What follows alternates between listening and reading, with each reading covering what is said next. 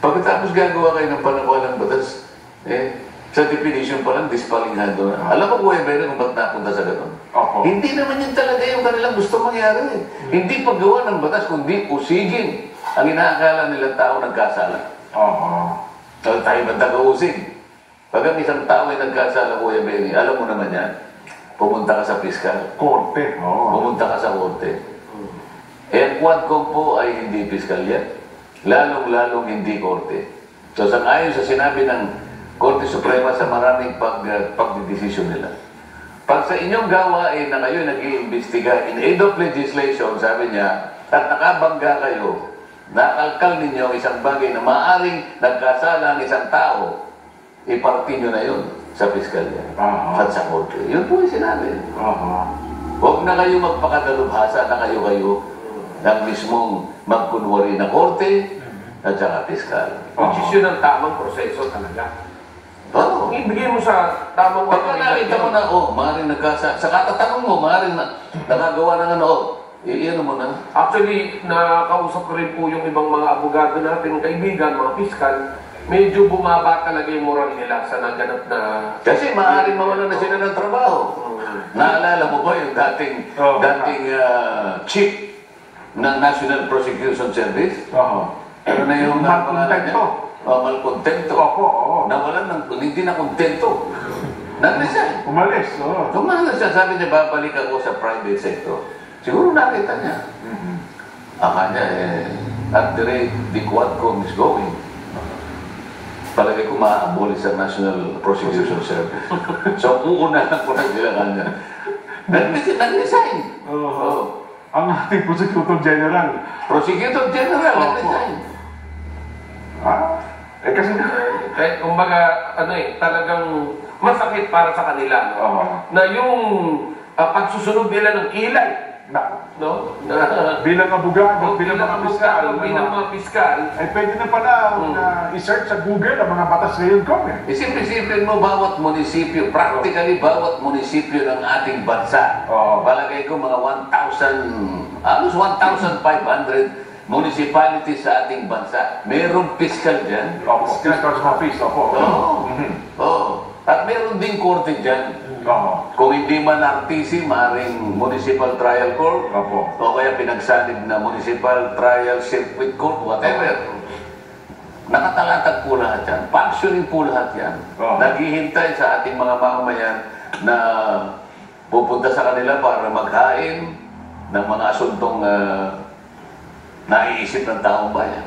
Hindi. Inunahan na sila ng Quadcom ang problema ngayon ko, mukhang wala naman na sa sampang kaso ang Quadcom. Di ba? Kasi wala naman natang na sa sampang kaso. Meron... Hindi naman kasi siya piskalya, kaya hindi siya pwedeng pumunta sa korte. Ang piskal kasi ganito. Sa dinimanda mo si Kuya Benny.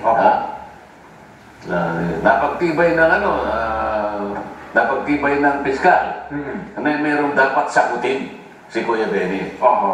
Ano lang naman ngayon probable cause di ba? Sabi ng piskal, hindi naman niya sinasabing akusado na siya agad. May probable cause lang. Respondent siya. Pero pagka yan ay kanya nang ipinail sa korte, accused na siya. Pero kung mo akusado ka lang, hindi niya sinasabing guilty ka. Kinakailangan ilaban mo ang innocence mo. Kasi kung kriminal, patunayan mo sa korte. Ang korte talagang lilitisin niya. At ikaw ay ma-acquit kapag kakakulang ang ebidensya. Paano ngayon yun? Ang Quadcom hindi siya pwedeng... Dito nyo makikita na hindi siya piskal Hindi siya po pwedeng dumirekta sa korte at pagdating sa korte, yung korte sa kanyang ministerial na kanyang gawain, mag-i-issue kagad ng warrant of arrest. Silang maktong parang piskal. Pero yung piskal, pag nakita niya, mukhang may pagkukulang si Kuya Benny rito. Ipapaya niya ngayon, masasabi na ngayon. Mabibigyan ngayon ng warrant of arrest. Mag-ano ka ngayon? Magpipiyansa ka ngayon. Kita mo na? Yun yung proseso. Yun ang proseso. Mula doon sa korte ngayon, si Kuya Benny, o kaya si Canelson, may pagkakataon siya ngayon, palitawin niya na inosente. Pagtanggol din kayo sa pagtanggol. Ang tatanggol siya. Kailangan niya ipagtanggol. Di ba? ang ano, yun ang proseso ng batas. Hindi yung pupunta ka, tatawagin ka ron. Oo. Pag hindi ka sumagot, ikukulong kita. Sa piskal, walang ganun eh. Ganun pa. Sa piskal niya, walang ganun. Ay, kaya pa sa latest ko, ha, yung sinampang kaso kay DP Inday na ano yun, yung alarming scandal ba yun? Mukhang sabi ng fiscal niya, binabasura, wala niya matibay, walang probable cause. So, pero kung magsasasalita yung mga kasama Ay, ko, talaga naman po. Oo. hindi ka pwedeng hindi siya sumagot dito sapagkat ang pinag-uusapan natin ay pera ng bayan.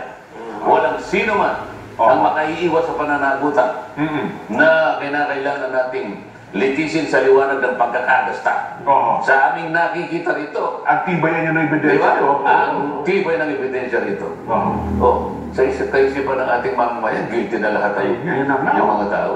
Oo. Di ba takin nyo nga niya, nag-withdraw ng pera, 37 million, ilang beses, kita-kita niya. Hirap na hirap nga niya, bitbitin yung mga duffel bag na pera. Oh. Di ba nagtalo pa nga kami? Ano ba pinagtatalon dati dito? Oo. Yung pagbitbit ng pera o yung pagkaka-withdraw ng pera? Hindi na kasi malaman kung sino nagbitbit ko sa dami ng ano eh. Ibang klase. Sabi ko doon sa lampag yata yun, ma'am. Mali po ba kung halimbawa yung, siguro po kung medyo mabigat yung Tinulungan ng buwate ninyo. tinulungan lang na, mali po ba yun? Sumagot, hindi po, mali po yun. Oo. Kasi po, kinakailangan pong nakapantay siya sa lahat ng panahon. Kasi po, pag nalinat ang kanyang atensyon, may pumasok.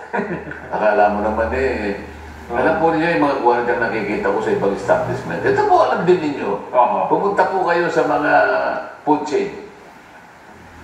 Yung gwardiya po, minsan nagpupunas ng mesa. Ay, oo. Nagpupunas po ng Hindi niya trabaho yun. Hindi niya trabaho yan, pero at the same time, nababantay niya yun ano yan. Oo. Kasi lalong-lalo na wala namang masyadong pumapasok eh. Oo. Hindi ba? Saka ang